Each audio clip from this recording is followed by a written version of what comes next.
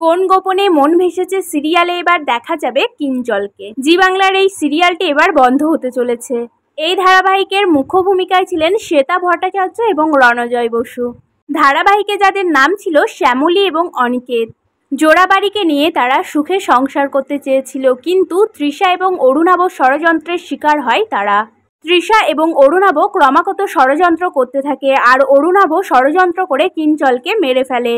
কিঞ্জলও জলে ভেসে যায়, আর তখন থেকেই শ্যামলীর শাশুড়ি শ্যামলীর উপর নানান ধরনের কথাবার্তা বলতে থাকে। তিনি বলেন যে কিঞ্জলের মৃত্যুর পিছনে শ্যামলীর হাত রয়েছে। কিন্তু সিরিয়াল বন্ধের পর এবার দেখা যাবে কিঞ্জলকে।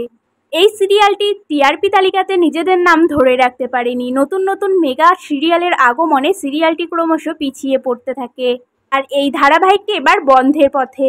তবে শেষ মুহূর্তে কিঞ্জল ফিরে আসবে। তবে এবার কিঞ্জল ফিরে আসার পর কি হয় সেটাই দেখার অপেক্ষায় রয়েছেন দর্শকরা। তো ভিউয়ার্স, আপনাদের পছন্দের তালিকায় এই ধারাবাহিকটি কত নম্বরে আছে অবশ্যই কমেন্ট বক্সে কমেন্ট করে জানাবেন।